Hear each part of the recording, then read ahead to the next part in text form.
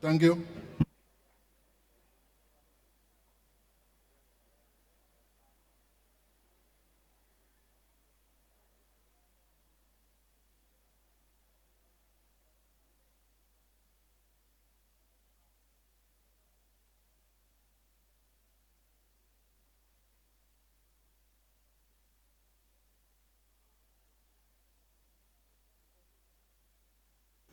Can we start, because we have a very long day ahead of us today?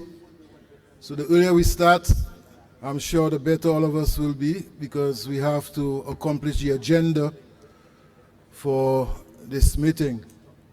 So I think it's appropriate now if we settle down and we call this meeting to order.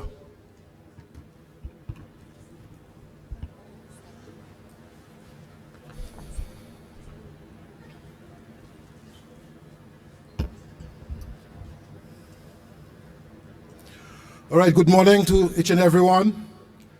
And I'm hoping that we had a very good night last night at our function.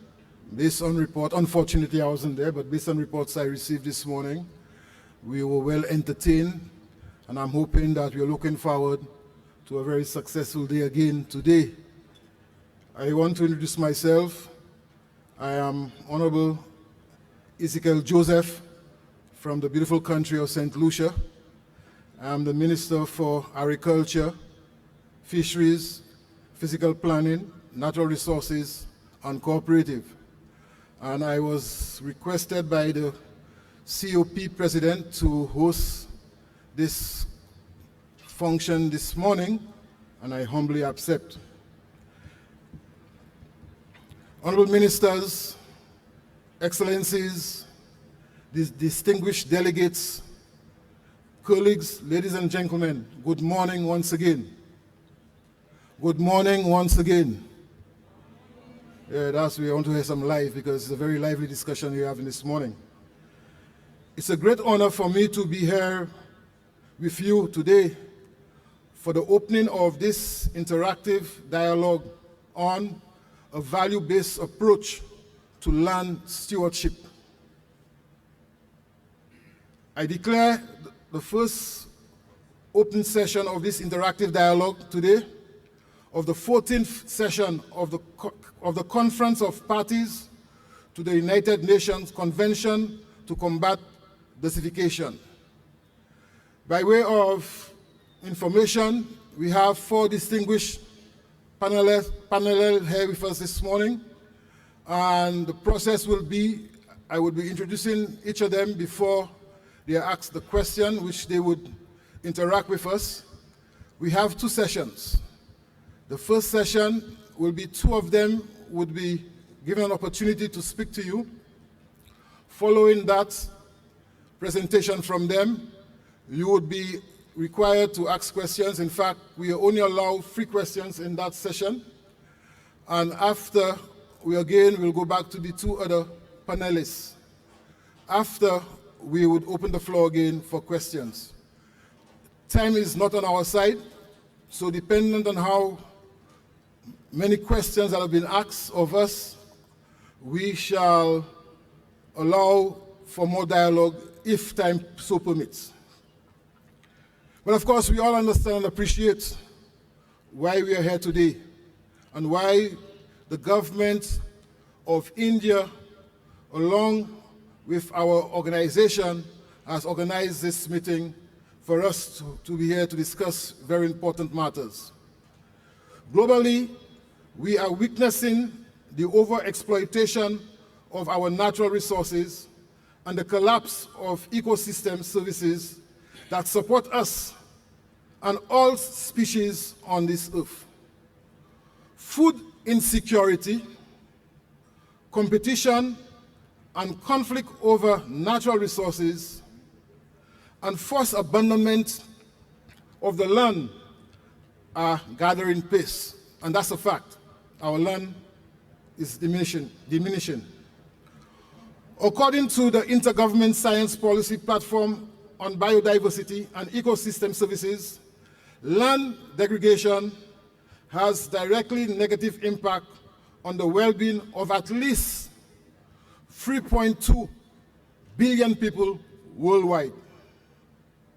However, there is a global shift in favor of environmental stewardship, which refers to the responsibility using the protection of natural environment through conservation, restoration, and sustainable practices. Ado Leopold, 1887 to 1949, championed environmental stewardship based on an ethical approach to land management, and he defined stewardship as dealing with man's relationship to land and to animals and plants which grows upon them. Very, very important. From an ethical and moral perspective, each one of us have our own unique interpretation of the environment and how we, as human beings, are responsible for it. However, leaders are emerging among us, a cross-section of the UNCCD stakeholders who are placing a value-based, ethical and moral approach to land stewardship at the center of the decision-making. The shift in manifesting itself in terms of individuals and collective advocacy and actions and changing consumption and production patterns is important. In this sense, we are experiencing a value revolution where people want to make the world a better place, and that should be our responsibility. Through our lifestyles, our career, and the products we buy. A value-based approach to land stewardship has the potential to help engage stakeholders change mindset about the true value of land and support the implementation of the UNCCD. Ladies and gentlemen, that's a background for our discussion here this morning. And to foster discussion, I am honored to introduce our first speaker, who is to my left. Right. Sorry, is to my right. And if I pronounce your names wrongly, sorry about that. But his name, and he's no stranger to any one of us, is Saguru. Thank you. Round of applause to Saguru. Saguru among the 50 most important people in India. He's ranked among the first 50 most important people in India. Saguru is a yogist, a mystic, visionary, and a best-selling author. Saguru has been conferred the government highest civil award in 2017. Saguru started one of the world's biggest environmental campaign, Rally for Rivers, in 2017, in which he personally drove across 16 Indian states in a month's time. The campaign saw an unprecedented coming together of politicians, farmers, industrialists, businessmen, students, professionals, media houses, culminating in the handing over of a draft policy with recommendations to the Honorable Prime Minister of India. This initiative has grown into a very large scale. And like we can report here today, there are over 162 persons across all walks of life involved in this campaign. Saguru founded the Isha Foundation, a non-profit human service organization which, with human beings as the core commitment, supported by 9 million volunteers in over 250 centers worldwide. Sadhguru has initiated a powerful yoga program for human transformation and well-being, and as well he has various outreach projects which uplift rural India. Ladies and gentlemen, I would like you to give a round of applause to this phenomenal man, Sadhguru.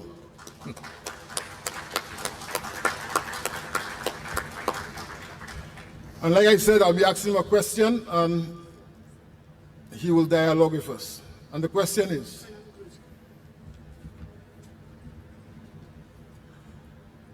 globally, we are witnessing the overexploitation of our natural resources and the collapse of ecosystem services that support us and all other species on Earth. How can we apply a value-based approach, one rooted in the principle of conscious living, as you have often spoken about, to help inspire a global restoration movement? I hand over to you. Thank you, sir. Your Excellency. Namaskaram, good morning to everyone. I said good morning, hello. Well, we can bring a certain amount of change in people's behavior, which could have a minor impact of how we consume this planet in different ways. But essentially what we need to understand is there is something called as human aspiration. If you look into this deeply enough, you will see no matter where a human being is, he or she wants to be little more than who they are right now. If that little more happens, they of course want little more. If that happens, they want little more. So if you look at this, what essentially is human aspiration, you will see that human beings want to expand limitlessly. But in the physical world, as we are realizing a bit late, that there is no such thing as limitless resources to expand. There is no limitless space to expand. So physical expansion can only be limited, but human aspiration is limitless.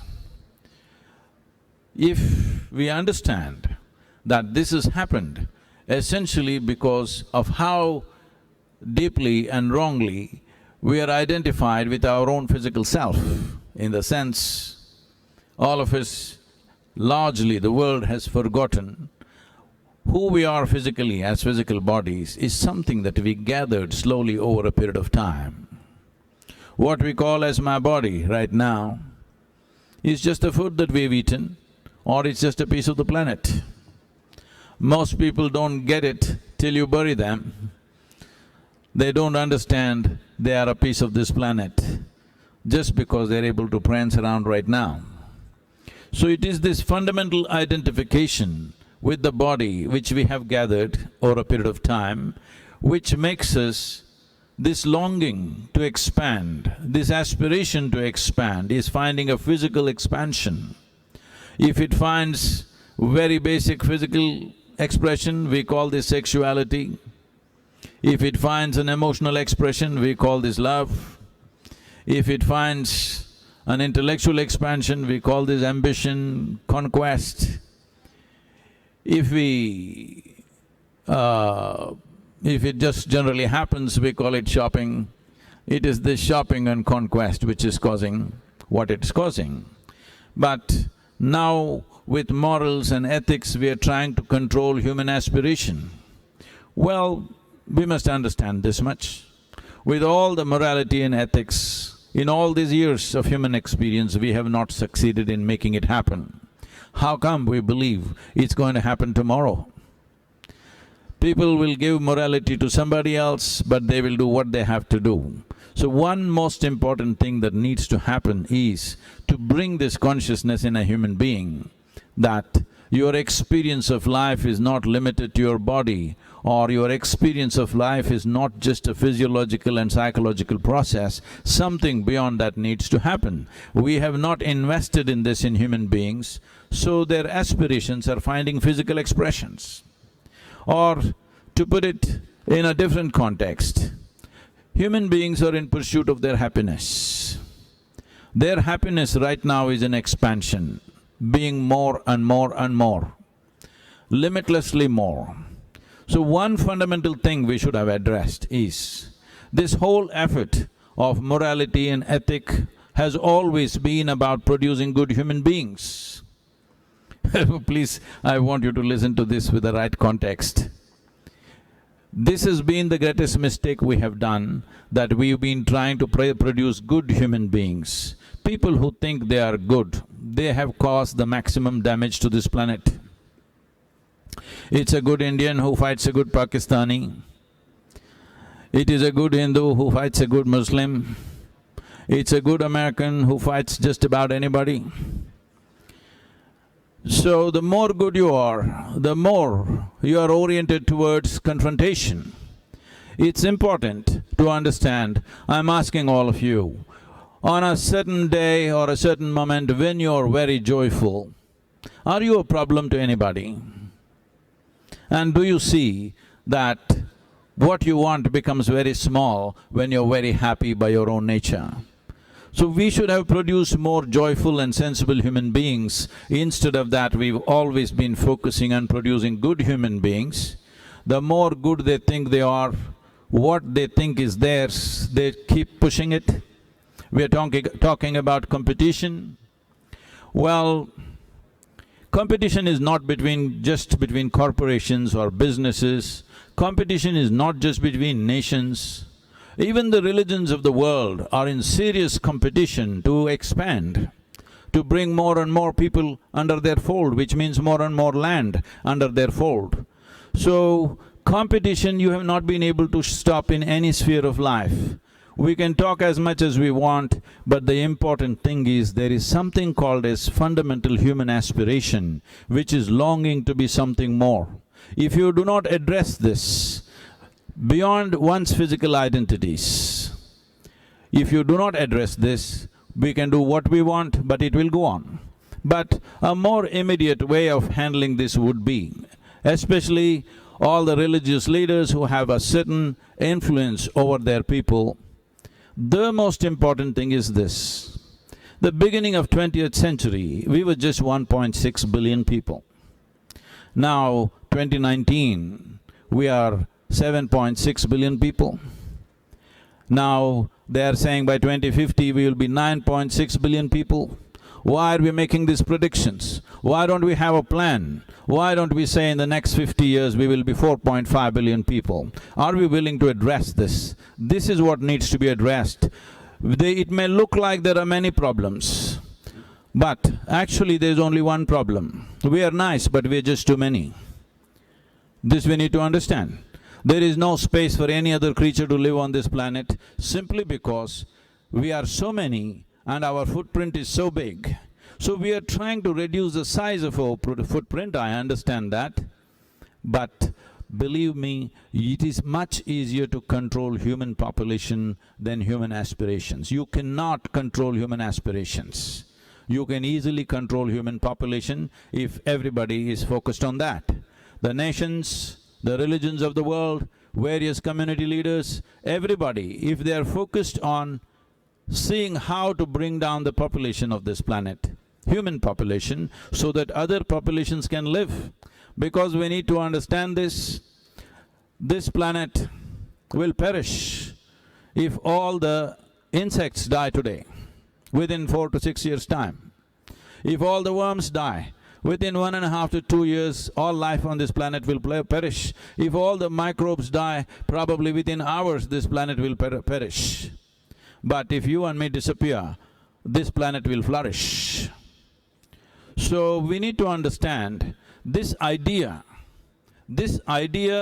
that all other creatures were created to serve humanity, This idea should first go out of our heads. This has been the most destructive idea. If at all, if any moral value has to come or ethical system has to come, the one thing that needs to happen is every human being from their childhood must understand that other creatures are not here to serve us.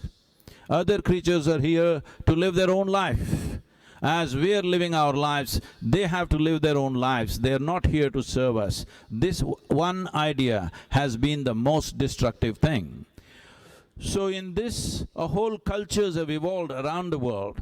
Now with simple morals or ethics saying that don't do this, don't do that, let's change this. Okay, everybody says, I will have bath with 1 bucket of water.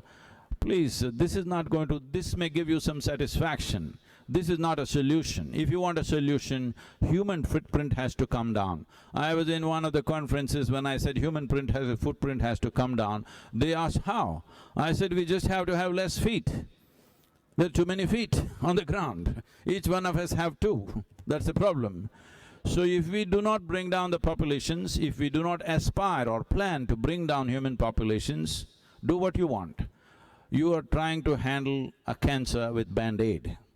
With minor interventions, we are feeling satisfied we have done something. We have not done anything significant till we have a clear-cut plan that in this many years we will bring the population to this place. When we have the sense to go to Africa or to even in India, that elephant population is too much, so we must cull it because it's too much for the habitat. When we have that much sense, how come we don't have sense? I'm not talking about culling human beings, I'm saying we can control the birth. It is very simple. You don't have to do anything, population gets controlled. So, this is the most important value we need to bring in. One thing is to understand, human aspiration is to expand limitlessly. You cannot control that. Only thing is, you can change the identity of the human being from being a physical body to be something more than that, because it's very obvious we gathered this body over a period of time. It can be ours, it can't be us. So, to bring this awareness within the human being, another thing is to focus on developing joyful, sensible human beings, not people who think we are good. Because I think I am good only because somewhere in my mind I think you are not okay. So this goodness in comparison to somebody else must go. Taking a moral high ground is not the solution, but when you're a joyful human being, you're flexible, you're willing to do with less. When you're really happy, you are not out to squeeze happiness out of the planet. Right now, the damage that you're seeing on the planet is just this. Everything that's happened is in pursuit of human happiness, and still they are nowhere near happiness. Obviously, they must understand human experience comes from within, not from outside. You cannot squeeze it out of the planet. If you're joyful, you will do what is needed. If you're unhappy, you will try to squeeze happiness out of this planet.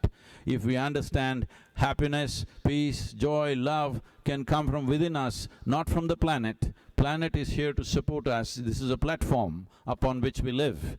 And this platform has to be ideal for life. When I say life, all life, you cannot make it in such a way that it just works only for human beings, not others. Every creature has to live. They are far more important for maintaining the balance in this planet than human beings. Without human beings, the planet will do very well. So, all life here has a life of its own. They are not here to serve us. These are the things that need to get across to the humanity. Thank you very much.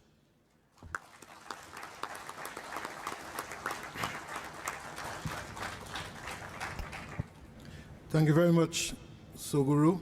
I'm sure there will be a lot of discussion coming out of your presentation, and I'm looking forward to hearing from the floor and to challenge the thinking that you have just espoused to us.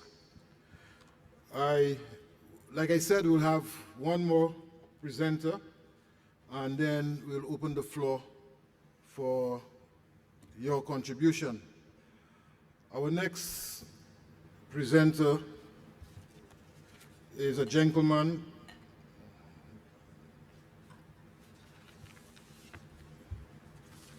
technology going on there.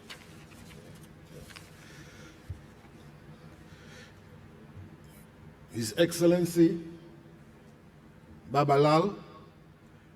He is from Senegal, and Babalal is a world-renowned musician. He recently voiced the soundtrack on the international blockbuster Black Panther, and he won an Oscar and a Grammy Award for its musical rendition on that blockbuster track. He is a musician of deep influence, and he was influenced by his former music teacher, Mansko Skik, who embraced him and gave him the word all to encourage him to use his music to educate us and influence us. Mr. Babalal, music goes far and wide.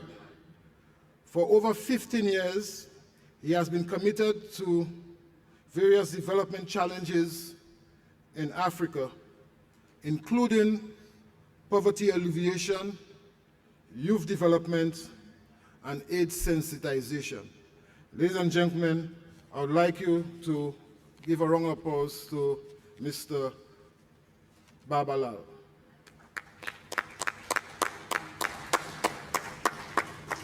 Thank you very much. I just want to correct something because to pronounce the name is Baba Mal. Mal, okay. Yes. And I want to really say thank you to Shaguru, because I was listening to his speech and he reminded me 3 people who really give me the inspiration to be who I am today. One of them is, of course, my father, who I can't thank enough because he took me to school, different school, because he himself, he is a musician, calling people to come to pray. So you believe that spirituality is really deep in his education. He used to say to me that without spirituality, whatever you achieve in the world, you can use it properly, not just for yourself, for your family, for human beings, for everyone to profit on that. And I remember when I was starting to sing, because in Africa the tradition of singing belonged to some people, the griots families. But I was really surprised when I was really young when I sing in the middle of the cycle, all the people, they was turning their head. And at that moment I said something particular is down there and that I can use to communicate. And my father didn't want me to be a singer because the tradition couldn't understand that. I went to school. I started to write songs. One day I was invited to the national radio. I recorded a song called Tara. It's talking about one of our spiritual leaders. But still at that time, I couldn't take all my courage in my hand and just to say to my father, I want to be a musician. This is what I want to do with my life. Some of my friends took me to the national radio and they recorded that song. I had to run away when they started to put the song at the radio, because I said to the journalist down there, never mention my name, because at the north of Senegal, someone will be there listening. If he hear that it's me who's singing at the radio, I will be in trouble. It was my father. I came back home. left school, came back home. Unfortunately, one afternoon, he was there doing his prayers. And right at that moment, the song came at the radio.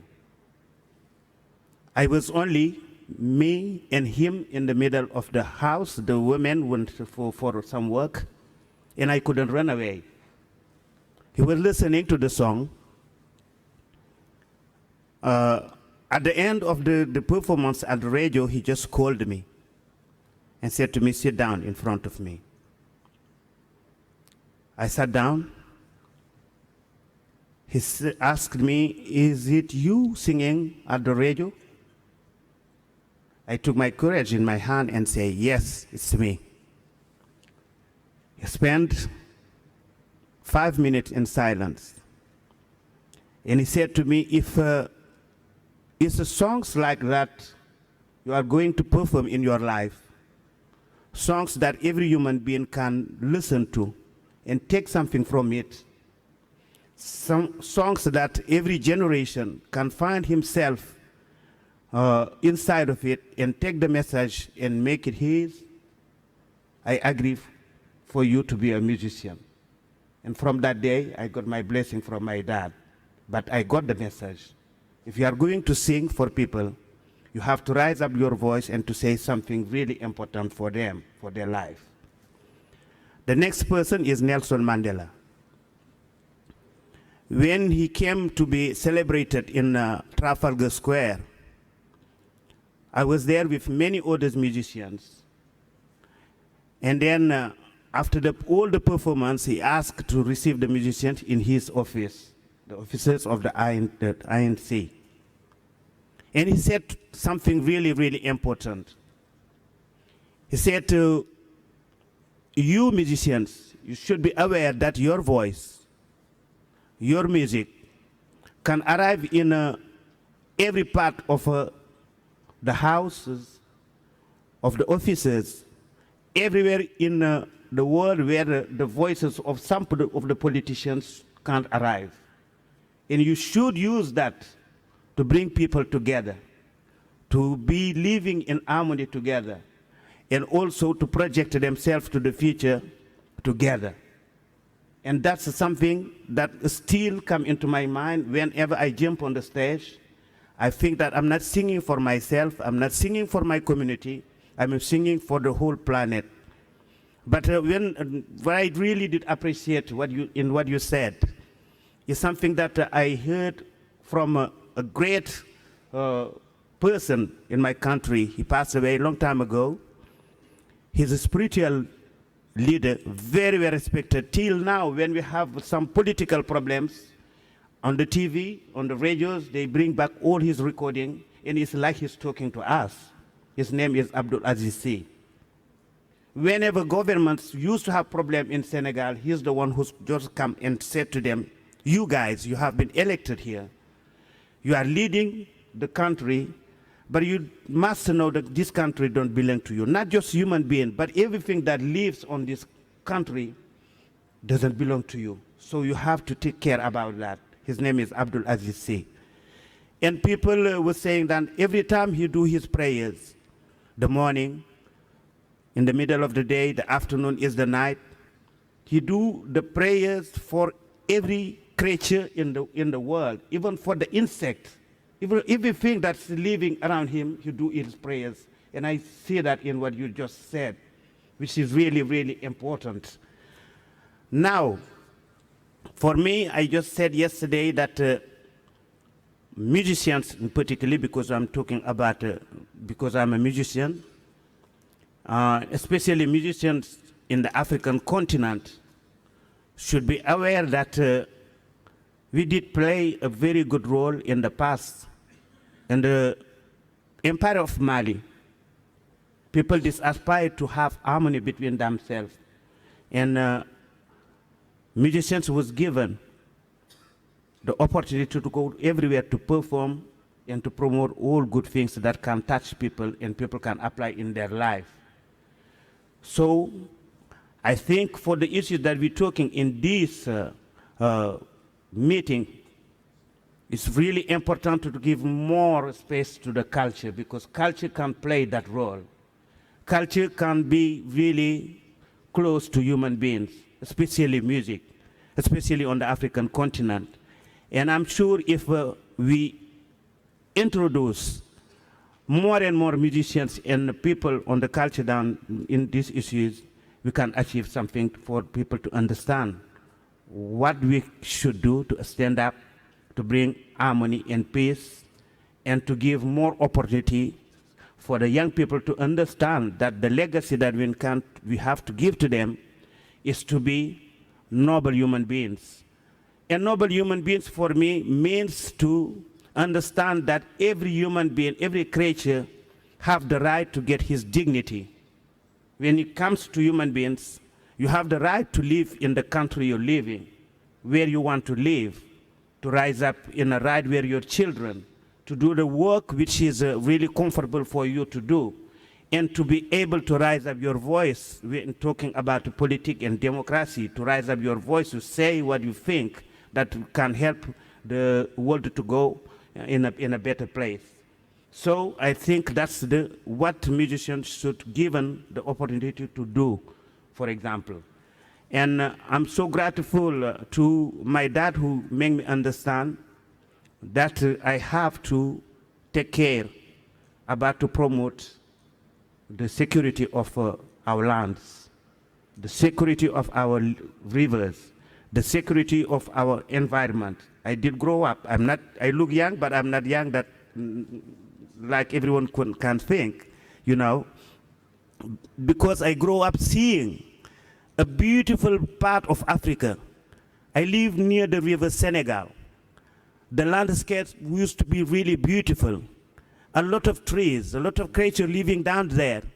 And that was the rhythm of our life, the rainy season, the hot season. The people was moving with a lot of happiness.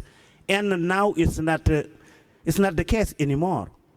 And I think what we should promote is to bring back that way of living, that people can find harmony between themselves. Because many young children, many young people are leaving our continent, trying to go to Spain, trying to go to other places, because the land down there, the countries down there are not anymore like they used to be.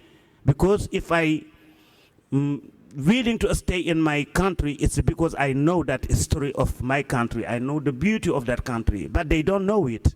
This is why they're going away. So it's a possibility to bring them back, but we have to join ourselves together and give them the love, the support, and the education, and try to promote good wills for our continent, for the whole world. Thank you very much.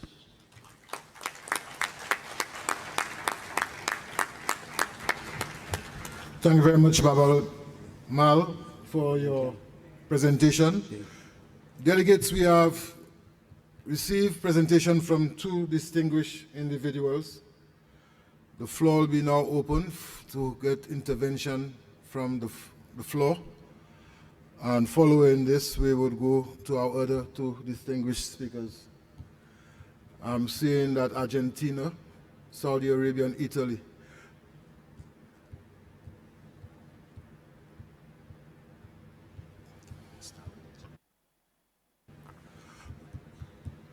Okay, I'll hand over the floor to Italy.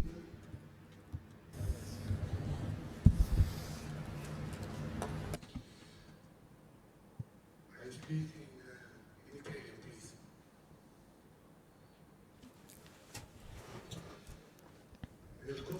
During the 20th century, it seemed that at times that humanity could do without the values and spiritual in facing challenges it faced. The successes achieved in all fields of civil, social, and economic process have exalted rationality as the engine of the world. But the shocking rapidity of the technology revolution and of globalization, as well as of the great global crisis opened in the last few decades, including the environmental and the climatic ones, have generated feelings of disorientation and made the need to be able to rely also on systems of reference values re-emerge. If on the one hand, science and technology always provided us with more elements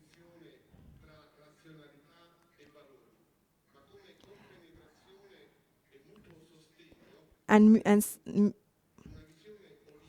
in an holistic vision of the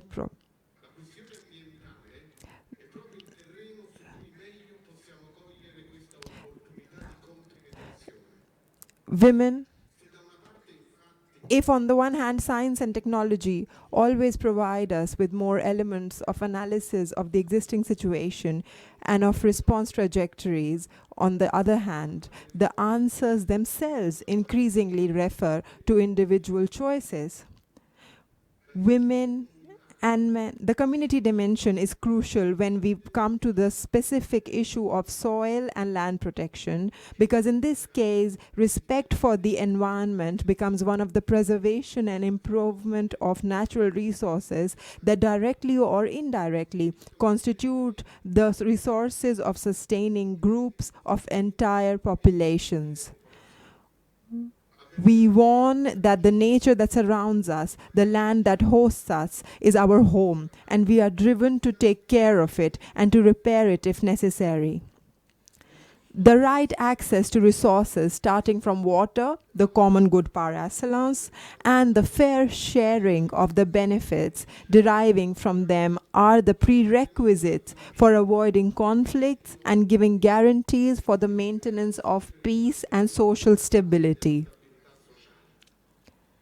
The theme of the relationship between community and land, between communities and territories, also reemerges at the level of the economy. A green economy linked to the territory and to the sustainable enhancement of its environmental and human resources represents an advanced interaction between supply and demand in a world in which the more we approach or overcome the satisfaction of essential needs, the demand increasingly shapes the offer.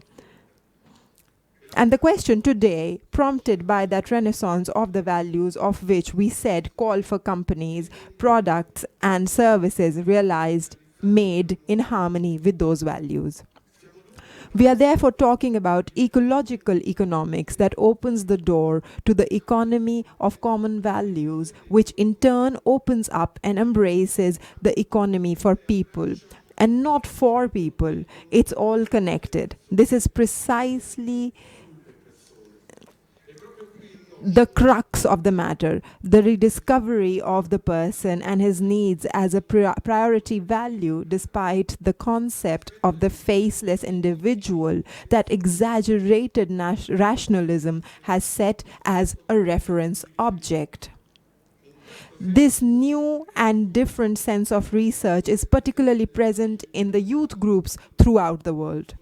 Young people are the first ones to be more sensitive to value stimuli due to their physiological predisposition. And always young people, starting from the increased awareness also linked to the diffusion of technologies, have a stronger perception of the risks posed to their generation by environmental and climatic changes. We adults look carefully at the thousands and millions of girls and boys who mobilize on environmental issues. Of Greta Thunberg, there is not one but many in our families, in our schools, in our cities. It is to these young people, to their enthusiasm, to their request to intervene and to count, that we must look with a lot of attention. This is why in our institutional and personal commitment, we have placed young people in a privileged position. We are devoting great energy to the topic of youth. Italy concretely supports the mobilization and youth coalition in the framework of the next climate summit at New York, and I am happy and that thanks to the resources we have made available, various people from all over the world will be able to be protagonists in New York in a few days from now. Italy, a candidate with the United Kingdom to organize COP26 on climate change, will host in this context for the first time. Thank you. Argentina. Just remember it's 3 minutes we have because we have a lot of speakers. Thank you. Muchas gracias. Thank you so much, Mr. Chairman. I would like to ask Sadhguru about his presentation, which was passionate, sincere, and which surprised me in a positive manner in its general points and the list of arguments. I would like to ask him, what do you think are the principal obstacles to deal with the growth of the population at national level, particularly since the reasons are different depending on the country and the region, and that under modern issues, children are the desire and the aspiration of their parents.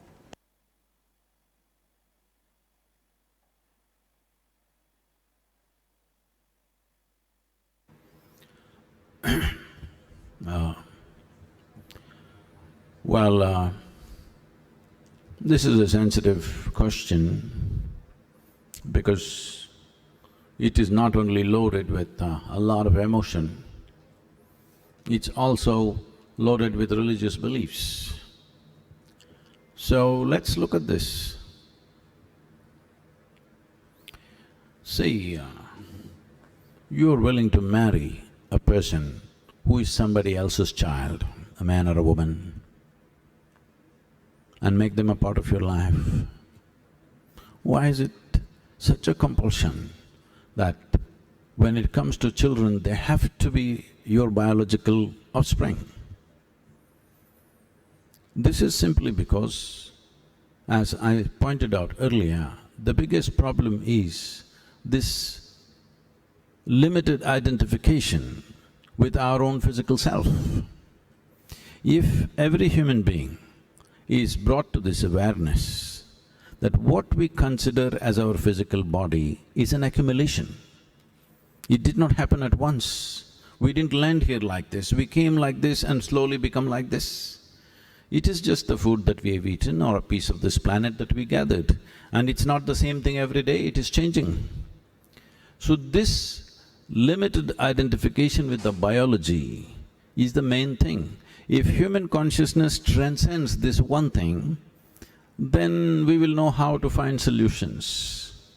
So when we say, I usually avoid using this word, but Baba used this, so let me also use it. When we utter the word spirituality, it's become one of the most corrupted words on the planet. When we utter the word spirituality, people are imagining all kinds of things. Essentially, in India, technically it means this: if your experience of life in some way transcends your physiological and psychological space, then we say you're spiritual or you're on the spiritual path. So if your experience of life in some way is more than your physical self, then you will see this problem of compulsively having to produce a child will go away. The significance of being human is just this.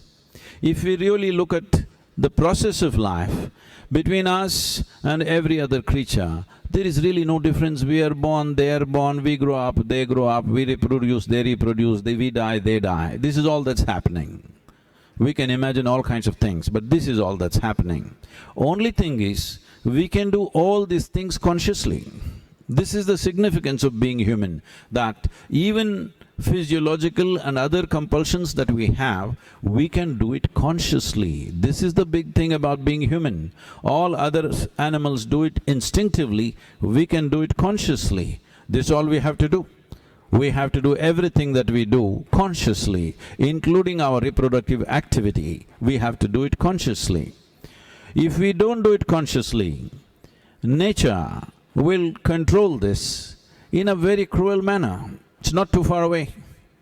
Nature will control this in a cruel manner if we do not control ourselves consciously. This is not a moral issue, this is not an ethical issue, this is not a religious issue. This is just a question of sense, the kind of planet that we have, the size of planet that we have, how many human beings can it take? Especially now, empowered with technology, each human being, 1,000 years ago how a human being was and today how we are like, each one of us are like 100 or 1,000 human beings in terms of our consumption and the size of our footprint. When this is the state of who we are, we must conduct ourselves consciously. We must understand, if you were as small as an ant, you could crawl up anywhere. If you crawled up my hand, no problem. But if you become as big as an elephant, you must know where you put your foot. Right now, we become larger than an elephant. Thank you very much. We go on to now civil society and then Saudi Arabia. Of Luxembourg. I can send him a message. Yes?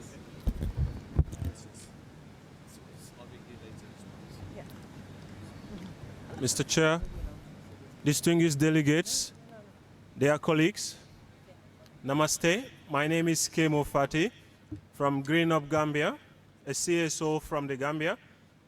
Thank you for providing me with this opportunity to speak at this interactive dialogue. All communities and societies share common values that shape our actions and relationships. Sustainable and transformative actions are grouped on common values. Those that are shared and overlap, they are the values of cooperation, benevolence, and compassion. People everywhere on earth value nature in all its wondrous diversity, whether this is rooted in religious beliefs or a more secular appreciation for the wonders of evolution.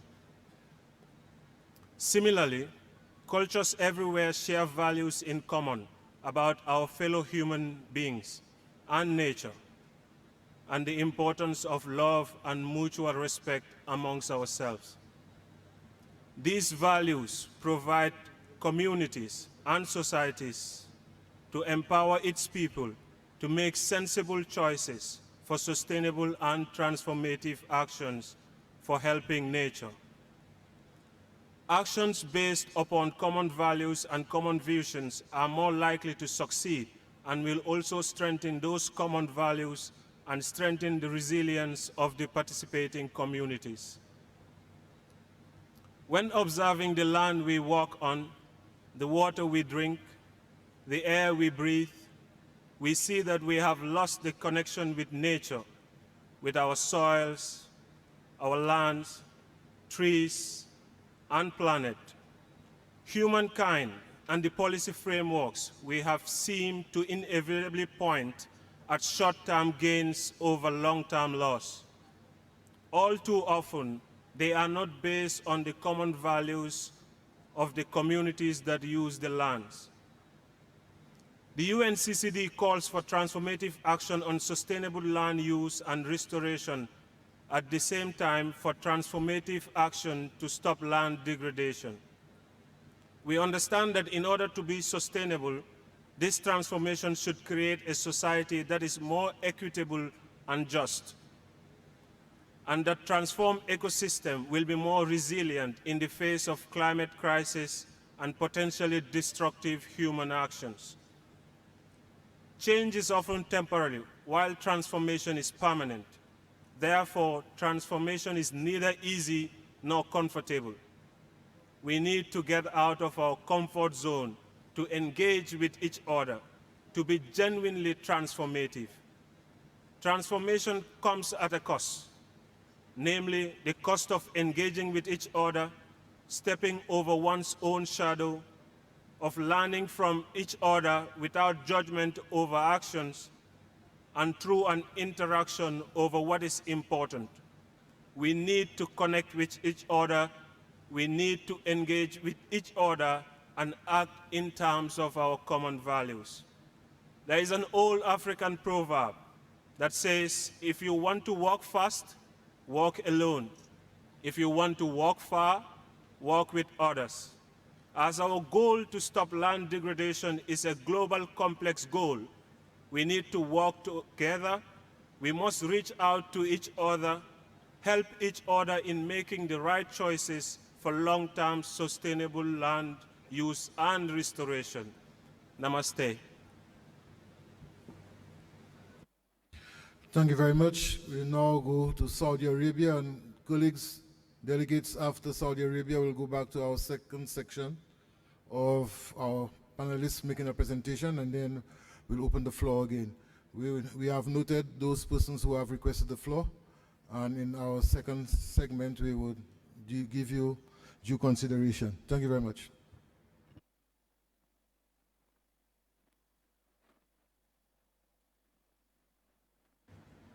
شكرا سيد الرئيس. سيد الرئيس نبغى توضيح من السكرتارية. Thank you, Chairman.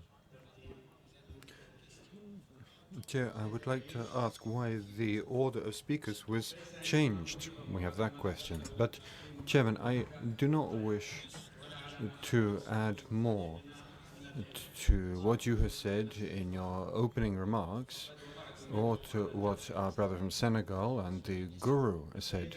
You've put your finger exactly on the rub. We need a wise direction for the whole world to articulate sustainable management of the resources of this small planet. We can take the example of agriculture. Agriculture has seen continued expansion, jeopardizing biodiversity, forests, with an adverse impact to our most precious resources, including water, especially drinking water. Agriculture drinks up 85% of the water available to us. Nevertheless, despite the estimates of FAO and UNDP, it is said that 33% of food and water is just simply wasted. 25% of the wasted food could meet the needs of 800 million starving people on our planet.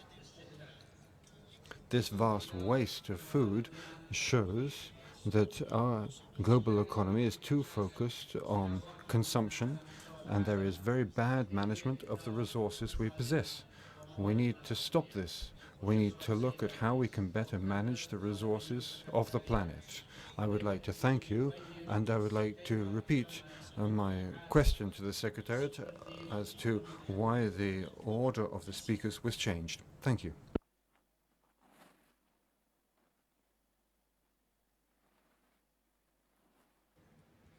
Yeah, thank you very much for your contribution. To answer your first question, those persons we went to had requested in advance an opportunity to address this gathering. That's why we gave them the opportunity. Thank you. Okay, so we move now to our second section of this discussion.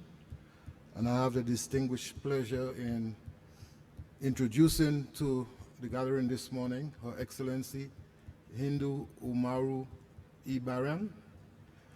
Is an indigenous woman from Woboru pastoralist community of Chad, an environmentalist activist and an SDG advocate. She is the coordinator of the Association of Women and Indigenous People of Chad and serves as the co-director of the Pavilion of World Indigenous People Initiative and Pavilion at the COP COP21, COP22, and COP23. Ms. Ibaran is a recent National Geographic 2017 Emerging Explorer. Let's welcome Ms. Ibaran. And the question is, round of applause for her, please.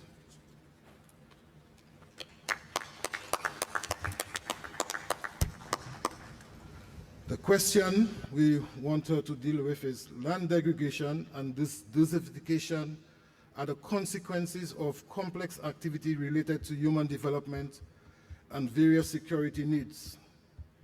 Given the grave threat this poses to human survival in the very near future? What are the moral imperatives facing not just nation states, but the entire global family? I hand over to Ms. for your intervention. Thank you very much, Chair, and Excellencies, ladies and gentlemen, good morning. It's a great pleasure and honor to be in this panel with all the panelists who are really very eloquent, especially the two previous who speak before me.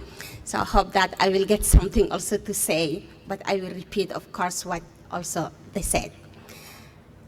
As the Chair said, I'm coming from an indigenous communities.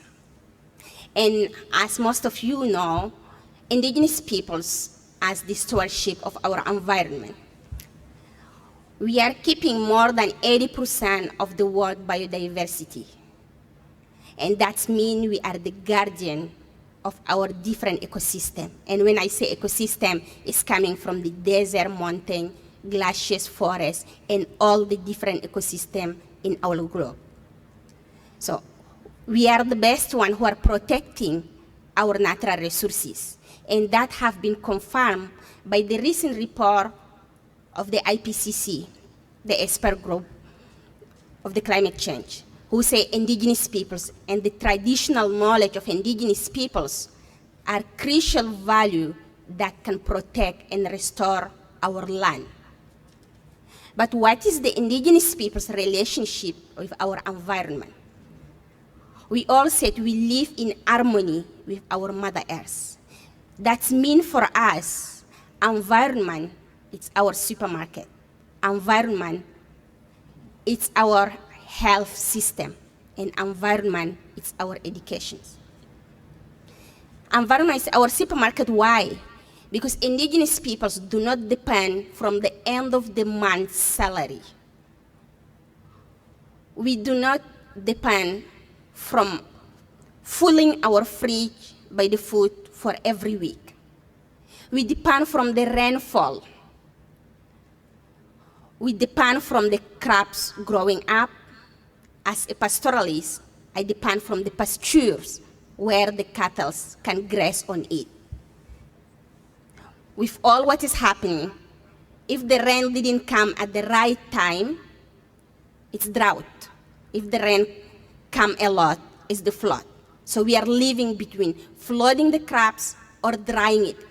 So that's leading to the food insecurity.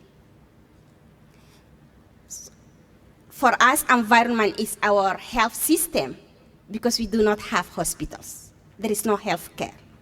We depend from the plant that we use to our health. Let me give you the example in my community. In each region, it depends from the season that we have. I give you the example of one season in one community around the Lake Chad, where we have 5 seasons. And in each one of them, we observe it from the sky. We know from the stars when this season is coming, which kind of diseases that is coming with it. For example, when it's cold season coming, immediately people are talking about the cold, everyone getting cold.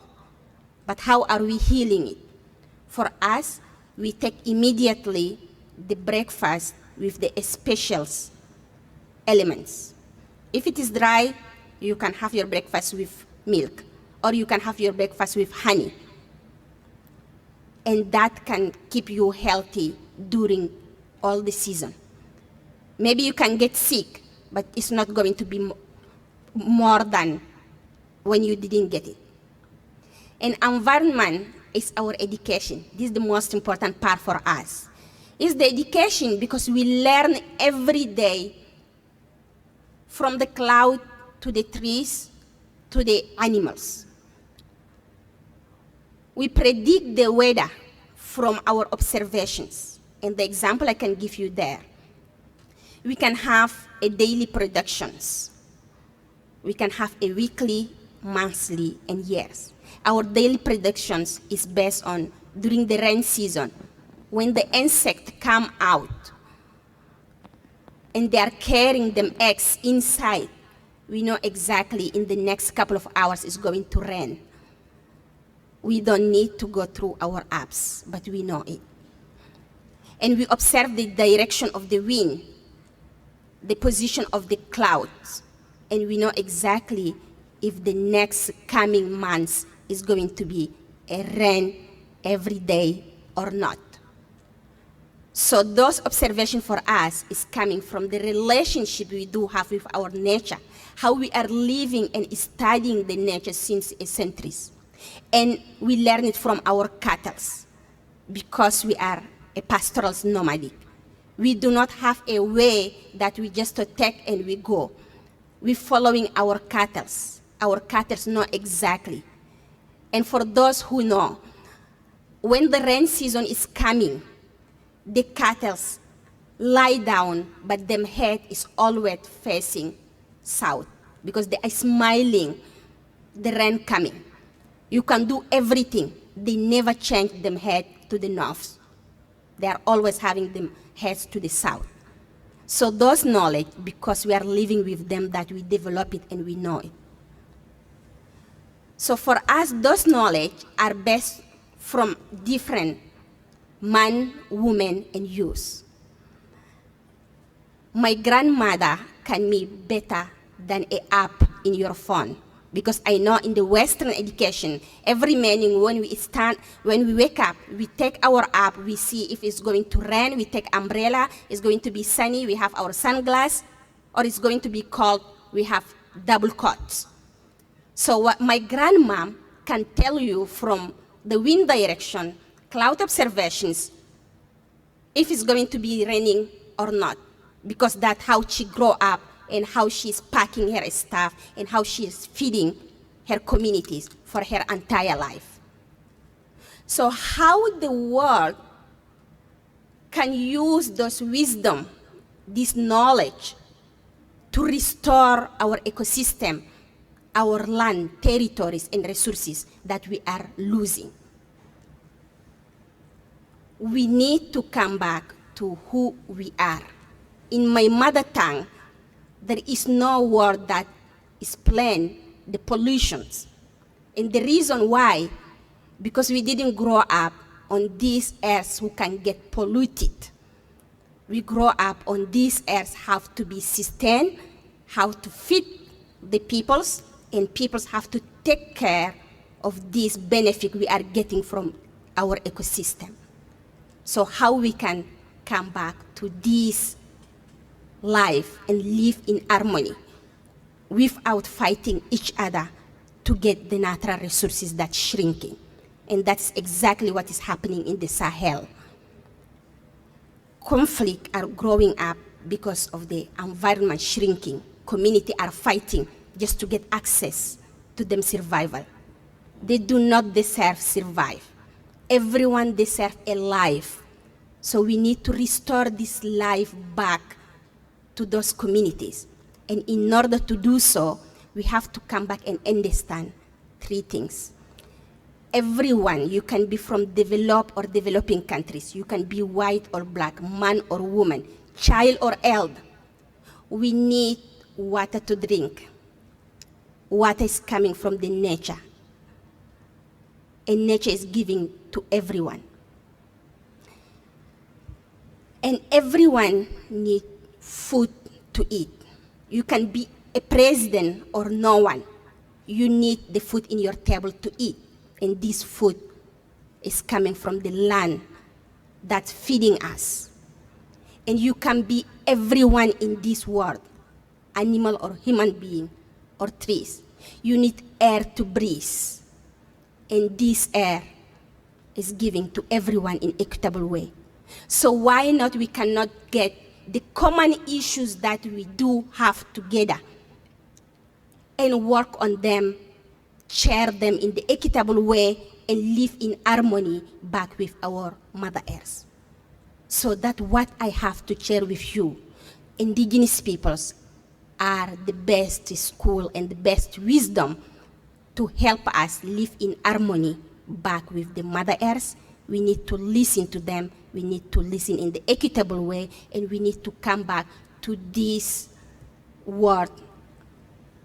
Let everybody live in dignity, harmony, and wisdom. Thank you very much.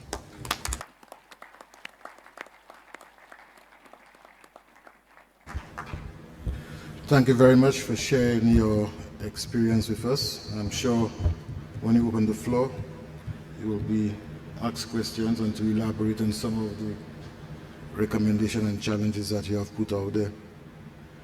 And our final speaker, but not least, is Father Joshua Isaac Kurutardam. He is the coordinator in the sector of ecology and creation, the category of promoting integral human development. He's also a professor of philosophy at the Sealing Pontifical University of Rome. He obtained a doctorate in philosophy in 2007 at the Gregoriana University in Rome on the theme Philosophical Roots of the Contemporary Ecological Crisis in Rural Besicat and Modernity. He is a research scholar to the Champion Hall, University of Oxford in the UK, where he is currently an academic visitor. He has published in the areas of philosophy, of science, history, of modern philosophy, environmental science, environmental philosophy, and theological of creation. Ladies and gentlemen, I present to you Father Joshua. And his question is, a very interesting question that is, two old adversaries, science and religion, have in recent years begun to find common causes in the urgent and critical imperative to save the planet, as demonstrated by Pope Francis' historical encyclical letter Laudato Si. What can the various world religions do to help scientists tackle the root causes of the existing trial, environmental degradation, and climate breakdown, which is now posing this world? Father, I hand over to you. Namaste. Good morning to everyone. And I would like to begin thanking the UNCCD for this very kind invitation to represent the Vatican at the summit. And as I come to the Vatican, please allow me to bring you best wishes, prayers, and blessings from Pope Francis. I've been asked to deal with this question: how can science and religion contribute together for the care of our common home? And I would like to begin with the words of Saint Pope John Paul II, who once said that science and religion are like the two wings of a bird. Now, for a bird to fly, you need both wings. And that's the reason we need to bring together science and religion. And for many centuries, science and religion were fighting each other unnecessarily. And thank God, of late, we are coming together. And that's what we find in the encyclical, which was mentioned by the chair, Laudato Si of Pope Francis. The encyclical has 6 chapters, and the very first chapter is very much science-based. Pope Francis consulted, I know personally, some of the Nobel laureates to describe scientifically what is happening on climate change, biodiversity loss, pollution, land degradation, water scarcity, and many of these problems. And the second chapter is interestingly entitled The Gospel of Creation. So that's a beautiful synthesis. Now I would like to offer 2 levels of reflections. First of all, what can the religious traditions contribute? At the level of changing consciousness, Guruji mentioned that we need to change our consciousness. Just 4 points, straight away. First of all, religious traditions remind us that earth is sacred. We are speaking about land degradation. religions tell us, first of all, the land is holy. The land we are treading on, we are standing on, is holy land. And the Bible, Genesis 1:2, we say, at the beginning of creation, God's Spirit hovered over the waters. In Hinduism, we say the God is the inner spirit, the Antarayamin.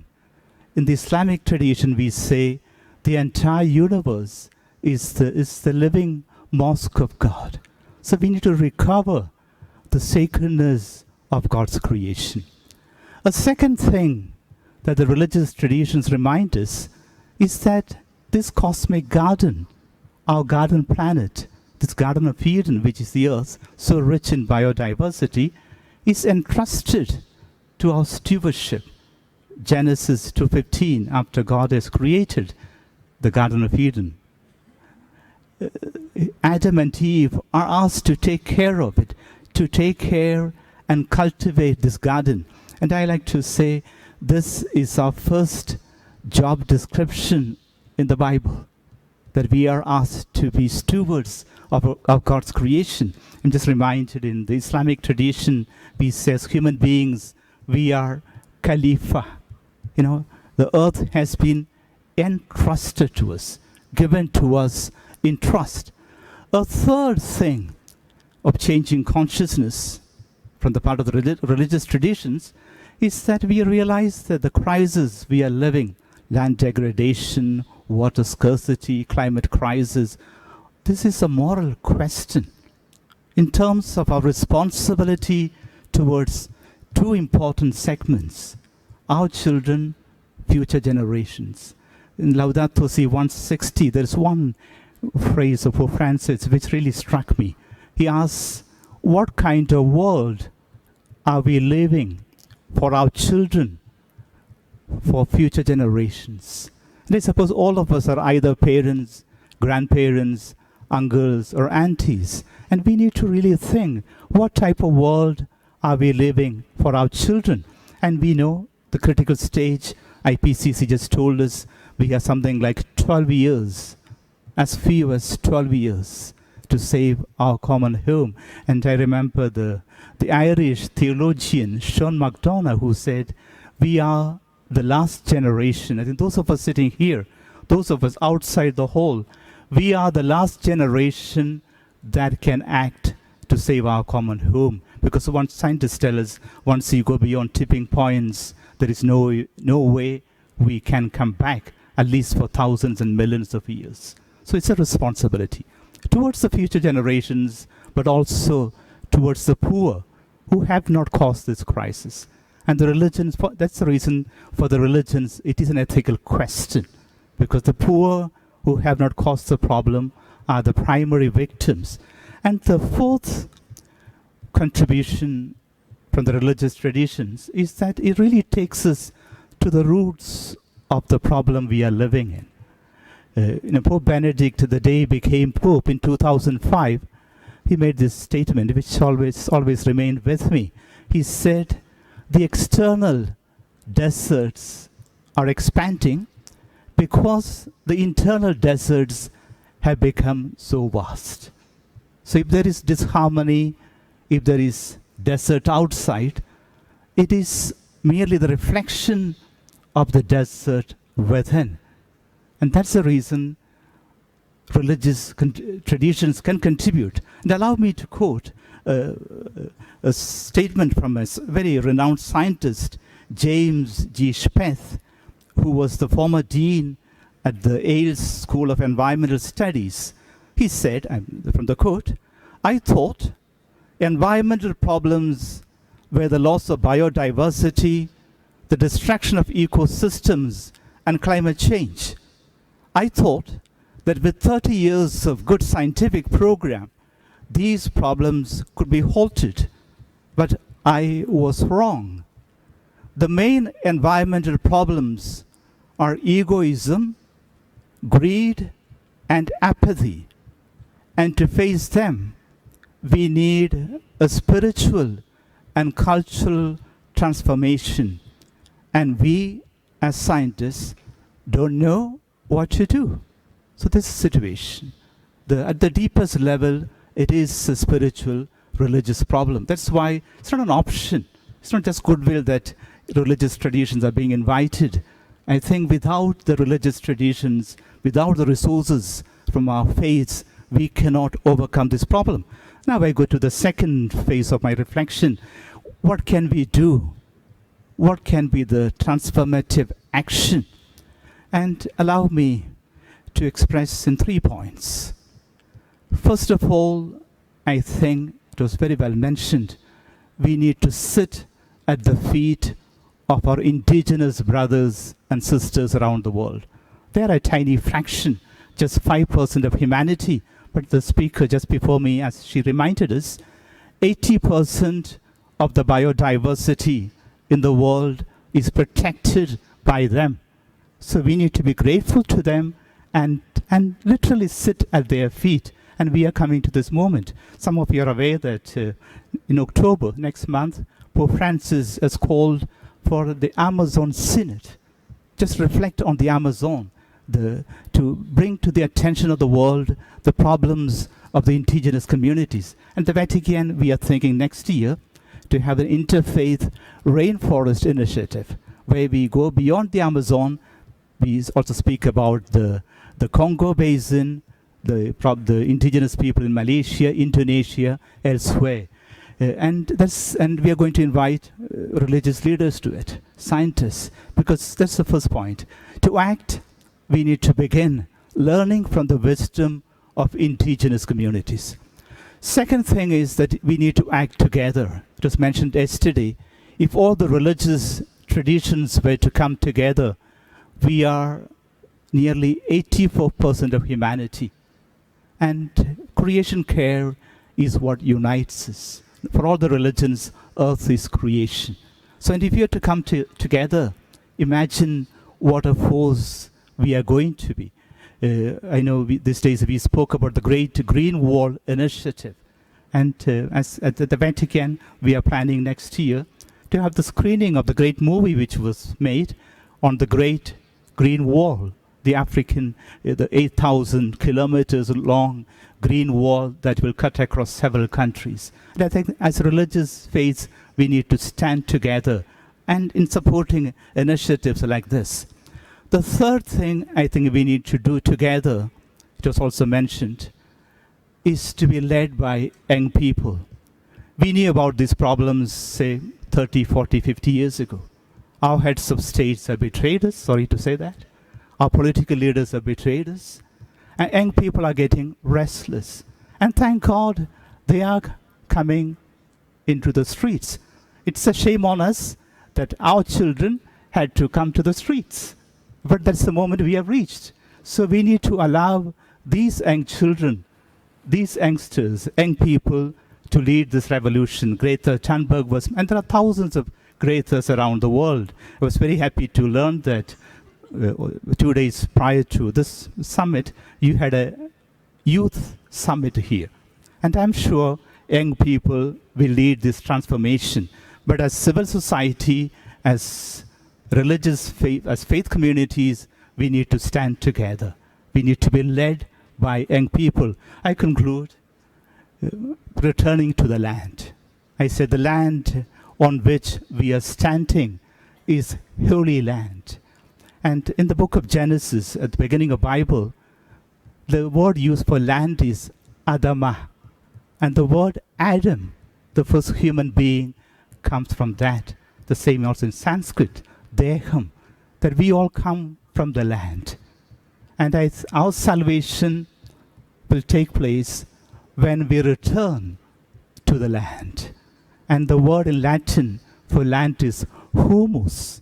And human beings come from that. And humus is also the same root of the word humility. So we need humility. We need humility to acknowledge the situation and return to the land. And in returning to the land, we will save ourselves, the rest of God's creation, and the entire creation. Thank you so very much for listening to me. Thank you very much, Father Joshran, for your input. I was advised that time is not on our side, so we only have one intervention. And since Ecuador is the first, and not for me not to be challenged as to why the list has changed, I will call on Ecuador. Thank you. Hi, good morning. I'm going to speak in Spanish. My name is Ana Maldonado. I am from Ecuador. El concepto of territorial government is applied in different ways according to the ways in which the economy is governed in each country. And for Ecuador, it's very important to have consistent guidelines based on the criteria of efficiency amongst the organizations and the various stakeholders, taking into account the fact that the land is a finite resource and accessibility of the population to these ecosystem services is most important. In accordance with a criteria of equitability amongst the various different units of human settlements, the village, the city, and the peoples. All of these communities have the right to make progress, to increase their level of well-being, and we require other activities of regions to stimulate this through the investment in productive services, both from the private and the public sector, creation of transport systems covering the regions, the training of human resources and technology transfer from one region to another. Finally, the rational use of the natural resources in a responsible manner, and this should be adequate across the territory, recognizing it's a finite resource, and through the rational use of the natural resources, which will contribute to the conservation of the environment through productive and non-productive uses. The ecosystems should be seen as a cultural heritage and should guarantee sustainable use of these services and proper administrative organization for these sectors across the different decision-making levels. Thank you very much, Ecuador.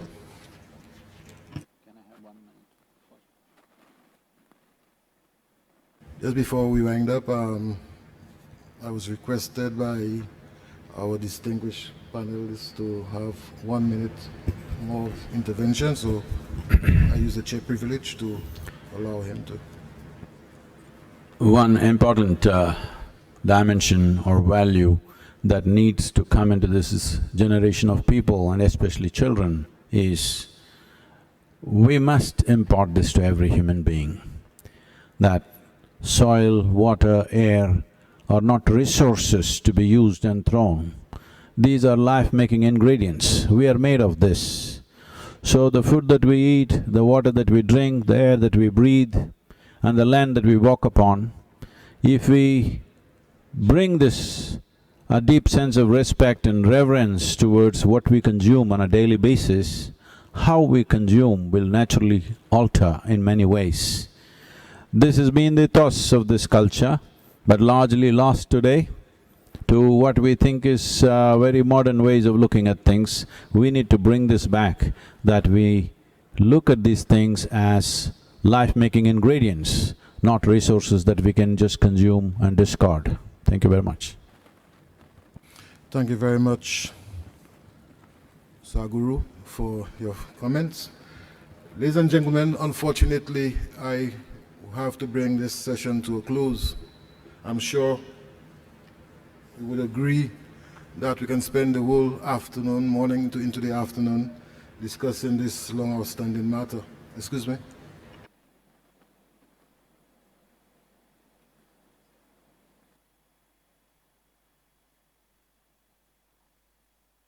I was asked to recognize Bolivia. Just 1 minute, please, because we're wrapping up. Thank you. Muchas gracias. Thank you very much, Mr. Chairman. I believe in this type of conversation, we must give great importance because we've lost our way in terms of values. And if we're going to spend a whole day on values and principles, I think that humanity should do so. We have changed so much, and we have to provide amendments to what humanity is suffering. And these issues of vital importance, which are values and principles, we keep putting them on a secondary level. I would like to suggest that COP organizes this type of conversation more often, that from COP we initiate conversations relating to values and principles, because these are the things that which we have lost. In Bolivia, we have a policy from the government level which defines the word living well, not well living. Living well is exactly about what we're speaking on today, which is the rational use of our natural resources in accordance with our own necessities and respecting Mother Earth, Pachamama, and claiming the values and principles for Mother Earth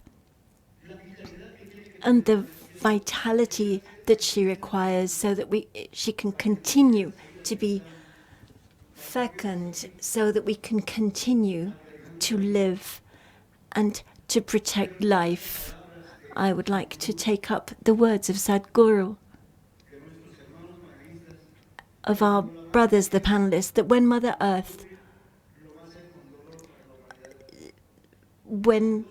is affected, this means that the whole of humanity suffers. We had a minute of silence the other day for the disasters that took place in Guyana, for the number of people who have died. But when have we ever held a minute of silence for life, for biodiversity, for Mother Earth, for the fauna and flora which we are losing every day? When have we ever observed a minute of silence for these losses? I believe that what Albert Einstein said is what we're living through today. Humanity has a serious problem, and that problem is not understanding the function, the exponential function of economic development. Albert Einstein said it, and we are living through that now. Our resources are limited, but our wish to satisfy our needs are exponential.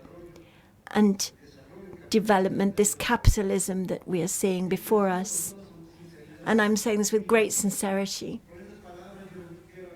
I want to thank you for having given me the floor, but to reiterate once again, if only the convention could start more initiatives on these kinds of discussions. Thank you. Yeah, I'm sure we can go on and on discussing this very important topic, a value-based approach to land stewardship. I want, on behalf of each and every one of you all, to express our appreciation to our panelists for sharing their own experiences with us and advising us on the way forward. I heard Father said that we are the last generation, and I believe we are. I'm sure all of us here, we are committed to changing this situation. But I'm sure you would agree, when you look at the records and we interact with a number of individuals, we are moving too much as a slow pace. Figures are showing that every year poverty is increasing. Every year we are losing the battle to control our environment. All of us here have a responsibility. We have a responsibility that when we go back to our respective countries, we continue to advocate. We continue to be a Saguru as an outspoken leader in our community, not being afraid of the political fallout, because we have a responsibility. We are the last generation. We should continue to be a Baba Mal, speaking to our people in music and convincing them and convincing the powers that be that we have to take action because we are moving too slow. And I'm saying this because whilst I spoke about 3.2 billion, I heard figures yesterday showing much more than 3.2 billion. So I'm asking myself, 3.2 million, sorry. I'm asking myself, are we impacting? Are we making the changes that are necessary? Because Abraham spoke about the traditional culture which we have unfortunately put on the wayside. Nothing wrong in getting back to that traditional culture and assisting us in meeting the objective that we have set ourselves. Father spoke about religion, and I was happy to hear him say that religion has an important role to play in meeting our objective. So I'm saying this to tell us here, when we leave here today and we come back in the next meeting of that nature, we should see a reverse in the figures. We should see a reduction in the figures. We have limited resources, yes, we can agree to this. But if we use our resources in the right direction, I'm sure we can create the impact that all of us here want to see happening. So I want to say thank you very much to our panel for spending time here with us this morning. And let's continue to give support to each other. Let's continue to give support to the organizations that are advocating for change in what's happening to us negatively. And as chairman, I want to inform you that the contributions made here today will be registered in the report of this meeting. And for us, we have to monitor and evaluate whether our recommendations have been taken on board.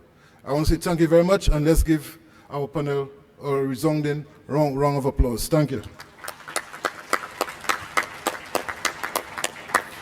And I bring this session to a close. Thanks.